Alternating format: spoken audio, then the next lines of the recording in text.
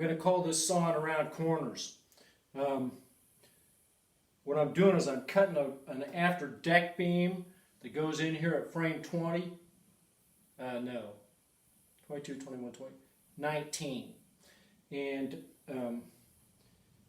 because of the way the boat curves, I've got to cut this at a double angle. So it's going to set up like this. The boat gets narrower as it goes down, but it also gets narrower as it goes back.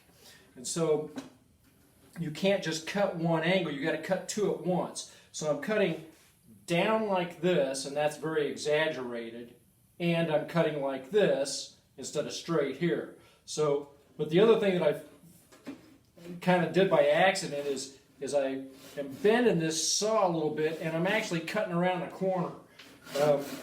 And it's going to give me more of a rounded cut, which is nice because the boat's rounded. Hopefully it comes out right.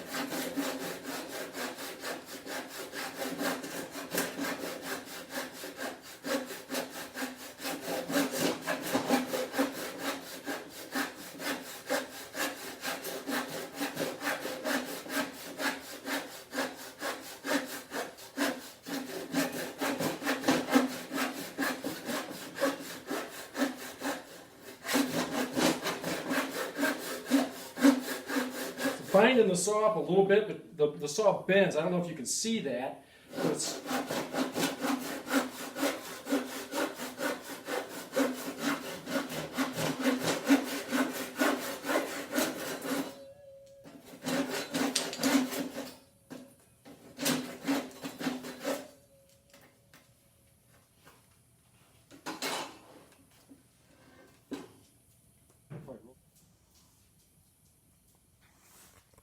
hopefully you can see this. You can see how it's got a double angle on it. It comes this way and this way.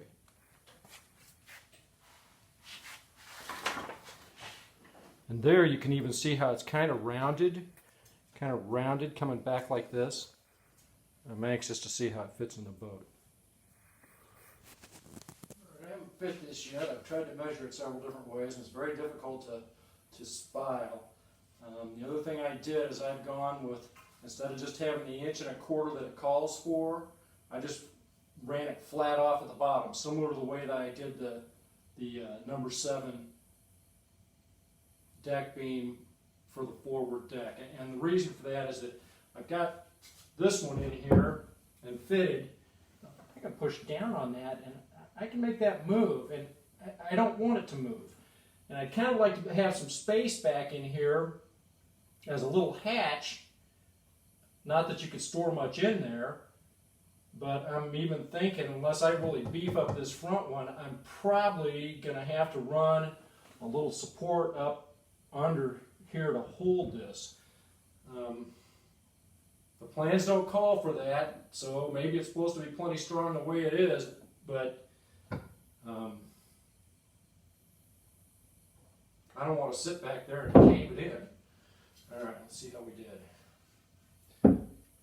Now this one, not only, it's not going to sit on this little runner here, this cedar runner that I'm tapping on over there.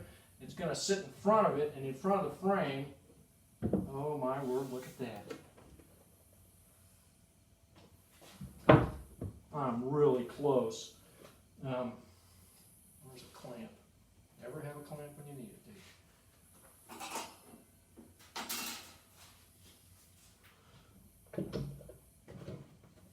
Oh, I'm good with that. That's right flush to the bottom of that, and I wanted it the extra length down of the runner. And so that means that it's coming up 1.25" off the top of it on the back side. Let's see how it is over here. Oh yeah, good. I might just shave a little tiny bit off of there. And quite honestly, it's the bevel. If I just sand that off, or just plane it off just a little bit, going this way back in here, I almost could get away without doing it, but yeah, that's good. Oh, that's real good. I tried to cut this one earlier and I screwed it up, so It wound up being this one. I cut it off too short. My wife said, "Did you measure it twice?" I said, "Well, yeah.